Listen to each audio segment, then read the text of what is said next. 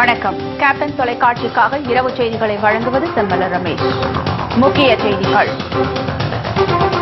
மத உணர்வை தூண்டும் வகையில் பேசினால் கடும் நடவடிக்கை எடுக்கப்படும். அரசியல் கட்சி பிரமுகர்களுக்கு தலைமை தேர்தல் ஆணையம் எச்சரிக்கை.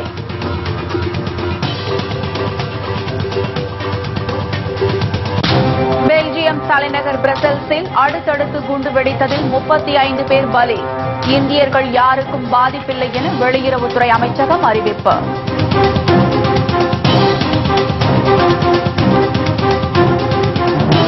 உடல் நலத்தை பாதிக்கும் 350 மருந்துகளுக்கு மத்திய அரசு விதித்த தடையை நீக்க முடியாது. சென்னை உயர்நீதிமன்றம் மறுப்பு.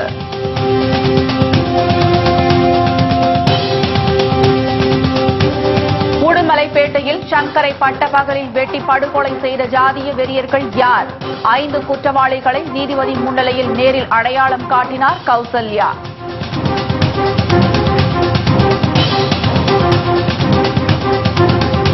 தருமபுரியில் தேர்தல் விதிகளை புறம் தள்ளி ஆளும் கட்சியினர் அட்டகாசம். கண்டுகொள்ளாத தேர்தல் அதிகாரிகளுக்கு பொதுமக்கள் கடும் கண்டனம்.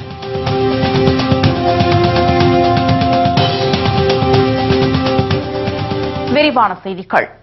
மத உணர்வை தூண்டும் வகையில் பேசினால் கடும் நடவடிக்கை எடுக்கப்படும் என்று தமிழக தலைமை தேர்தல் அதிகாரி ராஜேஷ் லக்கானி எச்சரித்துள்ளார். இதுகுறித்து செய்தியாளர்களிடம் பேசிய அவர், தமிழகத்தில் வரும் மே 16ஆம் தேதி சட்டசபை தேர்தல் நடைபெற உள்ளதையொட்டி அனைத்து தனியார் நிறுவனங்கள், ஐடி நிறுவனங்கள், அரசு அலுவலகங்கள் என அனைத்தும் சம்பளத்துடன் விடுமுறை அளிக்க வேண்டும் என்று மீண்டும் கேட்டுக் கொண்டுள்ளார்.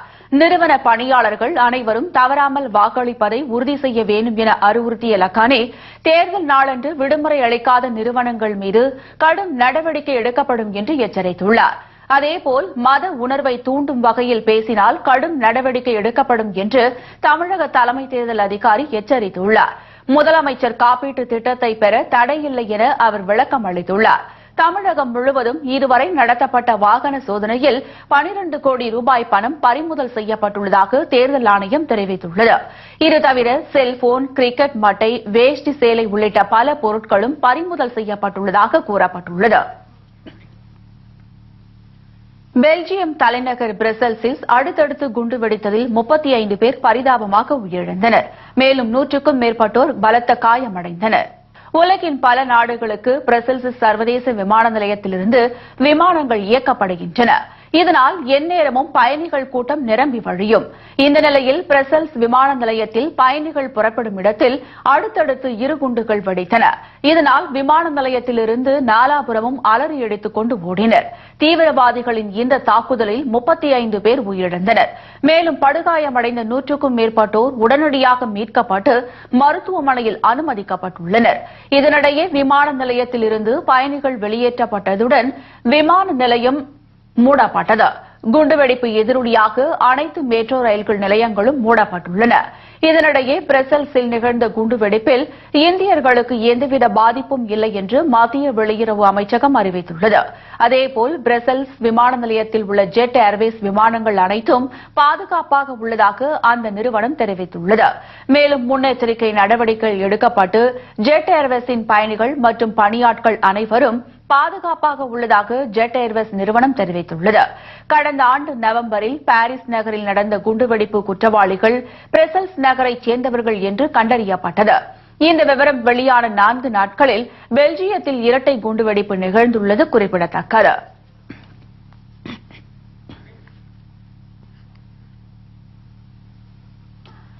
மதுரையில் உரிய ஆவணங்களின்றி எடுத்துச் செல்லப்பட்ட 10,000 செல்போன்களை தேர்தல் பறக்கும் படையினர் பறிமுதல் செய்தனர். மதுரை கூடல் நகர் பகுதியில் தேர்தல் பறக்கும் படையினர் சோதனையில் ஈடுபட்டிருந்தனர். மானாமதுரையிலிருந்து வந்த கண்டெய்னர் லாரியை தடுத்து நிறுத்தி சோதனை நடத்திய போது சுமார் 497 பெட்டிகளில் வீடியோகான் செல்போன்கள் இருந்தன.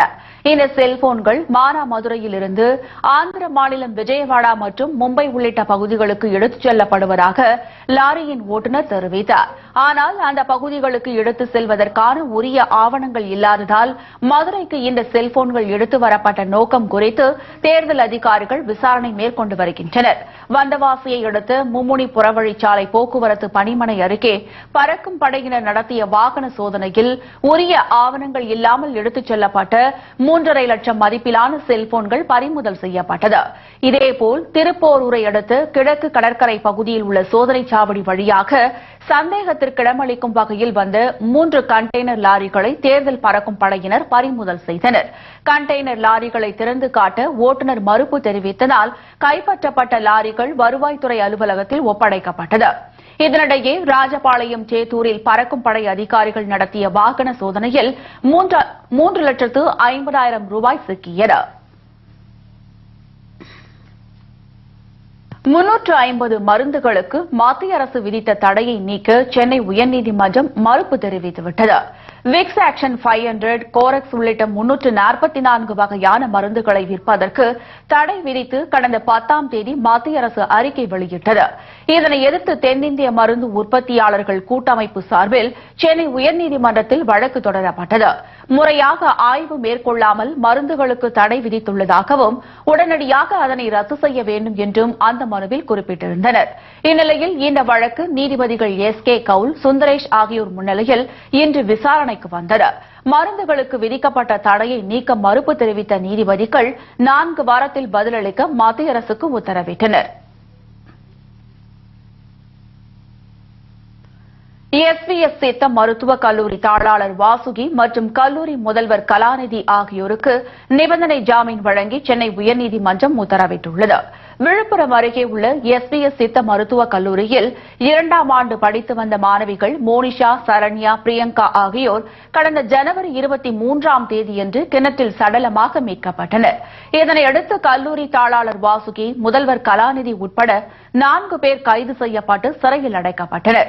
இந்நிலையில் ஜாமீன் கேட்டு சென்னை உயர்நீதிமன்றத்தில் வாசுகியும் கலாநிதியும் மனு தாக்கல் செய்திருந்தனர். இந்த மனுவை இன்று விசாரித்த உயர்நீதிமன்றம் 2 பேருக்கும் நிபந்தனை ஜாமீன் வழங்கி உத்தரவிட்டதோடு மறு உத்தரவு வரும் வரை சிபிசிஐடி அதிகாரி முன்பு தினமும் நேரில் ஆஜராகி கையெழுத்திட வேண்டும் என்று நிபந்தனை விதித்தனர்.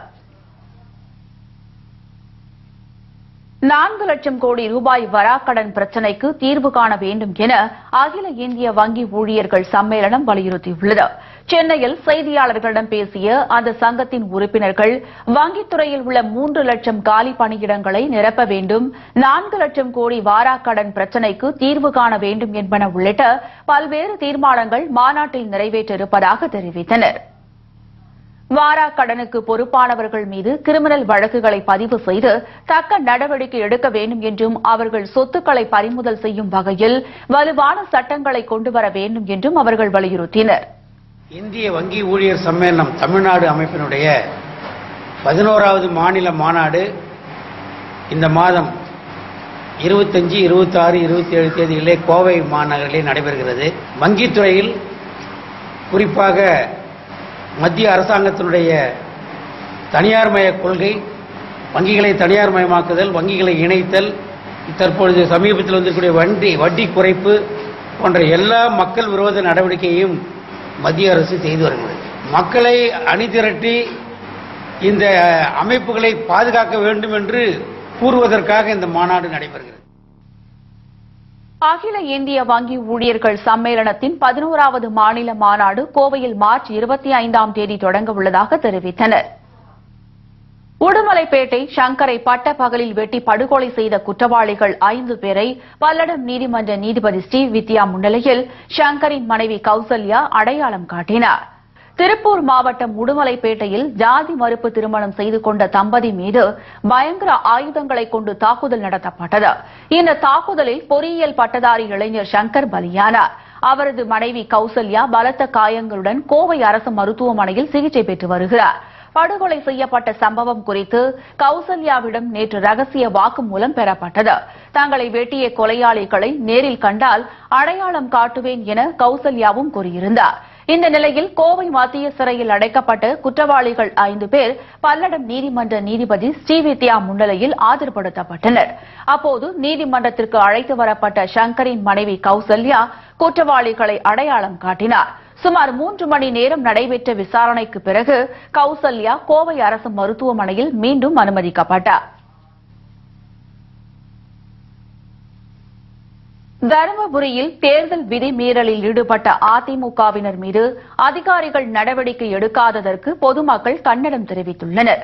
கடந்த சில நாட்களாக தலைமறைவாக இருந்த உயர்கல்வித்துறை அமைச்சர் பழனியப்பன் தருமபுரியில் நடந்த கட்சி நிகழ்ச்சியில் இன்று திடீரென்று கலந்து கொண்டார். அப்போது அவரது ஆதரவாளர்கள் தேர்தல் விதிகளை மீறி சாலையை ஆக்கிரமித்து கட்சி கொடிகளுடன் திரண்டிருந்தனர். மேலும் பட்டாசு வெடித்ததில் அப்பகுதியில் தீ விபத்து ஏற்பட்டது.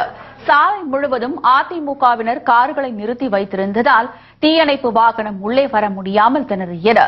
இதனிடையே அதிமுகவின் தருமபுரி மாவட்ட செயலாளர் KP அன்பழகன் தேர்தல் விதிகளை மீறி கட்சி கொடியுடன் காரில் வலம் வந்தார். அதிமுகவினரின் இந்த அராஜக செயலால் தருமபுரி சேலம் நெடுஞ்சாலையில் போக்குவரத்து பாதிக்கப்பட்டதால் பொதுமக்கள் பெரிதும் பாதிக்கப்பட்டனர். ஆளும் கட்சியினரின் அட்டகாசத்தை தேர்தல் அதிகாரிகள் கண்டுகொள்ளவில்லை என்று புகார் எழுந்துள்ளது. அதிமுக பார்த்தீங்கன்னா இன்னைக்கு தருமபுரியில் மாவட்ட செயலாளர் அறிவிச்சிருக்காங்க. அதுக்கு பெரியார் சிலை, அண்ணா சிலைகளாம் மாலை போடுறதுக்காக வந்திருந்தாங்க. அங்கே பார்த்தீங்கன்னா சரியான டிராபிக், 1 மணி நேரமா பஸ் அந்த பந்தமும் போக முடியல. சரியான கூட்டமா இருக்குது. ஒரு ஆம்புலன்ஸ் போக முடியல, பிள்ளைங்க பரிசு சரியான நேரத்துக்கு போக முடியல. அதனால தேர்தல் அணியா இது மௌனமா இருக்குது. ஆளுங்கட்சின்றதுனால என்ன தெரியல, மௌனமா இருக்கு. அதே மாதிரி பார்த்தீங்கன்னா கட்சி ஆபீஸான இது மாதிரி பட்டாசு வெடிக்கும் போது பக்கத்தில் இருக்கிற அந்த தீ பிடிச்சிருச்சு காலை நேரத்தில். அது அணைக்கிறதுக்கு ஒரு பயன் சரியத்துக்கு கூட இடம் இல்லை. அது எல்லாம் அணைச்சாங்களா இல்லைன்னு சந்தேகமா இருக்கு. தருமபுரியில் தேர்தல் விதிகளை மீறிய ஆளும் அதிமுகவினர் மீது தேர்தல் அதிகாரிகள் எந்தவித நடவடிக்கையும் எடுக்காததற்கு பொதுமக்கள் கடும் கண்டனம் தெரிவித்துள்ளனர். சிவகங்கை மாவட்டம் மானாமதுரையில் வருமான வரித்துறை உதவி ஆணையர் தற்கொலை செய்து கொண்ட சம்பவம் பெரும் பரபரப்பை ஏற்படுத்தியுள்ளது. சென்னையில் உள்ள வருமான வரித்துறையில் உதவி ஆணையராக முத்துக்குமரன் பணியாற்றி வந்தார். அவர் VRS வேண்டி விண்ணப்பித்திருந்தார். ஆனால் அதிகாரிகள் அவரது மனுவை ஏற்றுக்கொள்ளவில்லை என்று கூறப்படுகிறது. மேலும் முத்துக்குமரன் மீது உயர் அதிகாரிகள் அதிருப்தியில் இருந்ததாக தெரிகிறது. இந்த நிலையில் மானாமதுரை அண்ணாமலை நகரில் உள்ள தனது சகோதரர் வீட்டில் முத்துக்குமரன் தூக்கிட்டு தற்கொலை செய்து கொண்டார். தகவல் அறிந்து வந்த மானாமதுரை போலீசார் உடலை கைப்பற்றி தீவிர விசாரணை நடத்தி வருகின்றனர். மேலும் தற்கொலை செய்து கொள்வதற்கு முன்பு முத்துக்குமரன் எழுதிய கடிதம் ஒன்றை போலீசார் கைப்பற்றியுள்ளதாகவும் கூறப்படுகிறது. சட்டமன்ற தேர்தலை புறக்கணிக்கப் போவதாக பொதுமக்கள் அறிவிப்பு. குடிநீர், சாலை உள்ளிட்ட அடிப்படை வசதிகள் செய்து தராததால் ஆவேசம்.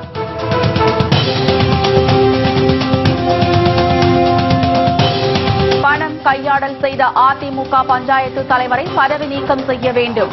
ஊராட்சி மன்ற உறுப்பினர்கள் ராஜினாமா கடிதம் கொடுத்ததால் பரபரப்பு. மற்றும் பல செய்திகள் விளம்பர இடைவேளைக்கு பிறகு.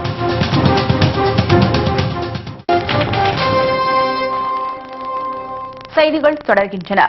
தருமபுரி மாவட்டம் பாலக்கோட்டை அடுத்த பல்லேனஹள்ளி புதூர், காட்டுக்கோட்டாய், ஊப்பு பள்ளம் உட்பட 4 கிராம மக்கள் வரும் சட்டமன்ற தேர்தலை புறக்கணிக்கப் போவதாக அறிவித்துள்ளனர்.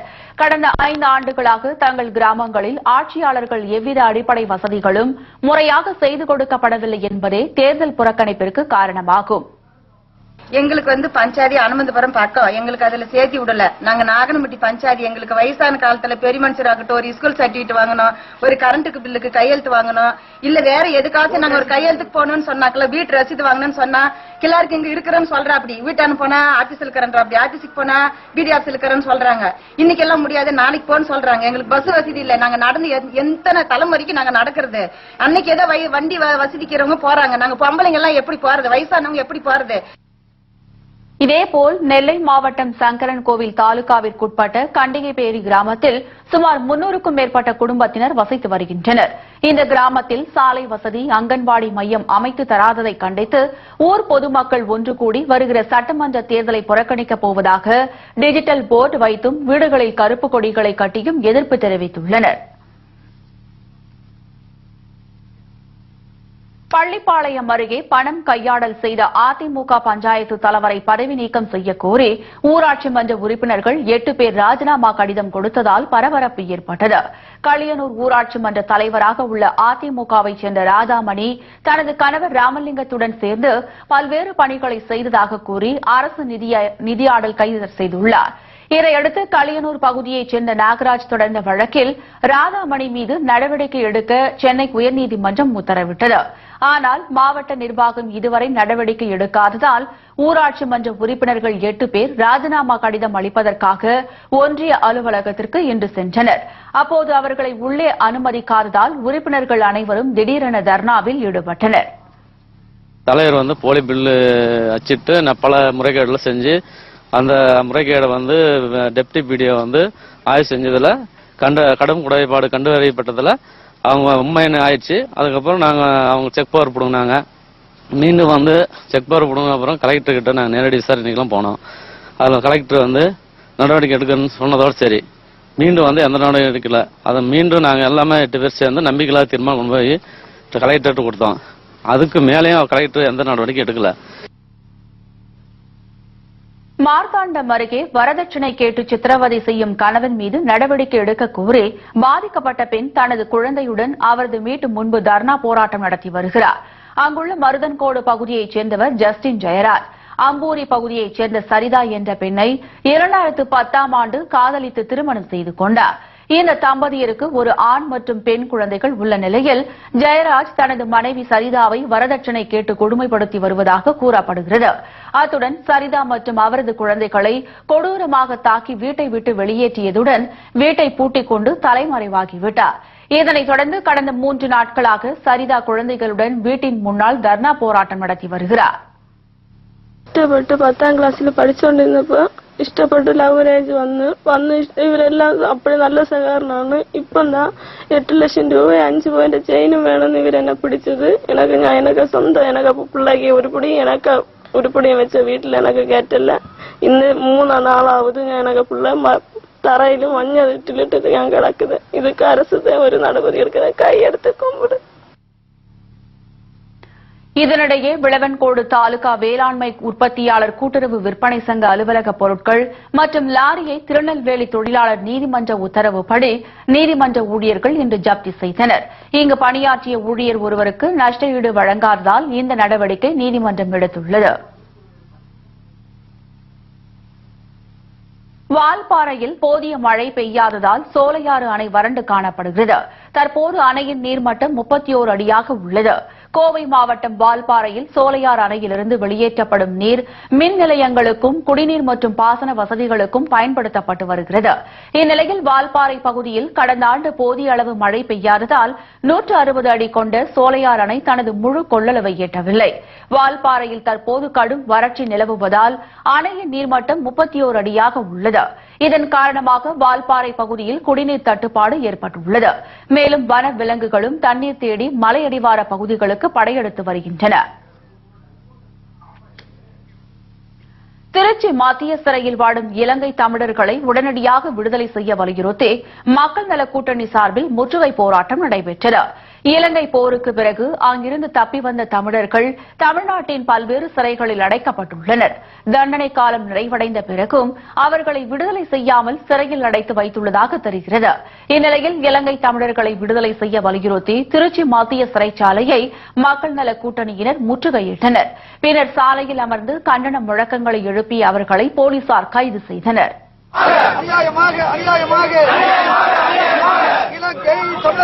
இலங்கை தமிழர்களை சிறையிலே அடைப்பது 3 லட்சத்திற்கும் மேற்பட்ட தமிழ் மக்கள் கொடூரமாக கொலை செய்யப்பட்டார்கள். அவர்களுடைய சொத்துக்கள் எல்லாம் சூறையாடப்பட்டது. அதை பின்பும் கூட அன்றைய தினத்திலே அங்கிருந்து தப்பி வந்தவர்கள் அதன் பிறகு விசா இல்லாமல் தமிழகத்திற்கு வந்து தங்களுடைய உயிரை பிழைத்துக் கொள்ள வேண்டும் என்று வந்தவர்களை எல்லாம் தமிழ்நாடு அரசாங்கம் இன்றைக்கு சிறையில் அடைத்து வைத்திருக்கிறது. தமிழக அரசும் மத்திய அரசும் இந்த இலங்கை தமிழர்களை உடனடியாக விடுதலை செய்வதற்கு முயற்சி எடுக்க வேண்டும். தஞ்சை அருகே டாஸ்மாக் கடையை மூட பேரணியாக சென்றவர்களை போலீசார் தடுத்து நிறுத்தியதால் இரு தரப்பிற்கும் இடையே தள்ளுமுள்ளி ஏற்பட்டது. ஒரத்தநாடு கீழையூர் பேருந்து நிறுத்தம் அருகே இயங்கி வரும் அரசு மதுபான கடையில் குடிப்பவர்கள் அப்பகுதி பெண்கள் மற்றும் மாணவிகளுக்கு இடையூறு செய்வதாக கூறப்படுகிறது. இந்த டாஸ்மாக் கடையை வேறு இடத்திற்கு மாற்றக் கோரி பலமுறை புகார் அளித்தும் அதிகாரிகள் நடவடிக்கை எடுக்காததால் ஆத்திரமடைந்த இந்திய ஜனநாயக வாலிபர் சங்கத்தினர் பேரணியாக சென்று மதுக்கடைக்கு பூட்டு போட முற்பட்டனர். ஆனால் அங்கு வந்த போலீசார் பேரணியில் ஈடுபட்டவர்களை தடுத்து நிறுத்தியதால் இரு தரப்பிற்கும் இடையே கடும் தள்ளுமுள்ளு ஏற்பட்டது.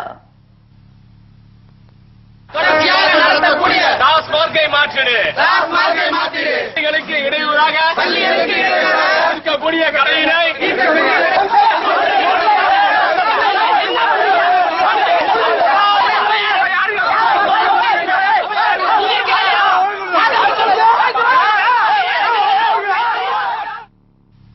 இன்னைக்கு வந்து கடை போட்டா சொன்னோம். நேற்று வந்து பீஸ் கமிட்டி பொய்யான பீஸ் கமிட்டி நடத்தி அவங்க வந்து இந்த போராட்டத்தை நசுக்கிருக்காங்க. எங்களுக்கு தெரியும் ரவுடிகள் வர்றாங்க. அதுக்கு காவல்துறை அனுமதிக்கிறது எப்படி இருக்குன்னு பாருங்க.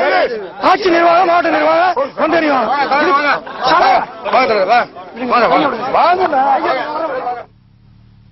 இதனையடுத்து பேரணியில் ஈடுபட்ட அனைவரையும் போலீசார் கைது செய்தனர். இந்த சம்பவம் காரணமாக அப்பகுதியில் சுமார் 1 மணி நேரம் போக்குவரத்து பாதிக்கப்பட்டது. உடுமலைப்பேட்டையில் ஜாதி மறுப்பு திருமணம் செய்து கொண்ட சங்கர் படுகொலை செய்யப்பட்டதை கண்டித்து சேலத்தில் அம்பேத்கர் மக்கள் இயக்கத்தினர் ஆர்ப்பாட்டத்தில் ஈடுபட்டனர். சேலம் மாவட்ட ஆட்சியர் அலுவலகம் அருகே நடைபெற்ற ஆர்ப்பாட்டத்தில் காதல் கலப்பு திருமணம் செய்து கொள்பவர்களுக்கு அரசு வேலை மற்றும் உரிய பாதுகாப்பு வழங்க நடவடிக்கை எடுக்க வேண்டும் என மத்திய மாநில அரசுகளுக்கு அவர்கள் கோரிக்கை விடுத்தனர். மேலும் அதிமுக ஆட்சியில் கொலை, கொள்ளை, வழிப்பறி போன்ற கொடூர சம்பவங்கள் தொடர்ந்து நடந்து வருவதற்கு அவர்கள் கடும் கண்டனம் தெரிவித்தனர். என்கின்ற ஒரு தலித் இளைஞரை சாதி ஆதிக்க வெறிகும்பல் மிக கொடூரமான முறையிலே வெட்டி படுகொலை செய்துள்ளது. படுகொலை செய்யப்பட்ட தலித் இளைஞர் சங்கருடைய குடும்பத்திற்கு 50 லட்சம் நஷ்டஈடு வழங்க வேண்டும், அரசு வேலை வழங்க வேண்டும். சங்கருடைய மனைவி கௌசல்யாவிற்கு 25 லட்சம் நஷ்டஈடும் அரசு வேலை வழங்க வேண்டும். தமிழகத்தில் நடைபெறுகின்ற கௌரவ படுகொலை தடுத்து நிறுத்த வேண்டும். பெண்கள் உலக கோப்பை கிரிக்கெட் போட்டி இங்கிலாந்து அணியிடம் இந்திய மகளிர் அணி தோல்வி. விவரம் இடைவேளைக்கு பிறகு.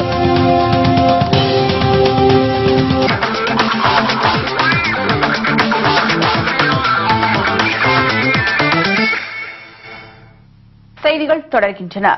தர்மசாலாவில் நடைபெற்ற 20 ஓவர் பெண்கள் உலக கோப்பை கிரிக்கெட் போட்டியில் இங்கிலாந்து அணி 2 விக்கெட் வித்தியாசத்தில் இந்தியாவை வீழ்த்தி அபார வெற்றி பெற்றது. 5வது பெண்கள் 20 ஓவர் கிரிக்கெட் போட்டி இந்தியாவில் நடைபெற்று வருகிறது. தர்மசாலாவில் இன்று நடைபெற்ற போட்டியில் இந்தியா, இங்கிலாந்து அணிகள் மோதின. டாஸ் வென்ற இங்கிலாந்து அணி முதலில் இந்திய அணியை பேட்டிங் செய்ய அழைத்தது. அதன்படி களமிறங்கிய இந்திய அணி நிர்ணயிக்கப்பட்ட 20 ஓவரில் 8 விக்கெட் இழப்பிற்கு 90 ரன்கள் மட்டுமே எடுத்தது. Taliraj perished looking to catch that. John Goswami taken low down by Sarah Taylor. And this was the run out of Anuja. She had no chance because the batting partner had gone down the pitch. But this was all while India were looking for runs. Harmanpreet Kaur the lone bright spot in the Indian innings coming off late, but the last. இதையடுத்து 91 ரன்கள் எடுத்தால் வெற்றி என்ற இலக்கை நோக்கி களமிறங்கிய இங்கிலாந்து அணியின் விக்கெட்டுகளை கைப்பற்ற இந்திய அணி போராடியது. ஆனால் 19 ஓவரில் 8 விக்கெட்டுகளை இழந்து 92 ரன்கள் எடுத்த இங்கிலாந்து அணி 2 விக்கெட் வித்தியாசத்தில் அபார வெற்றி பெற்றது.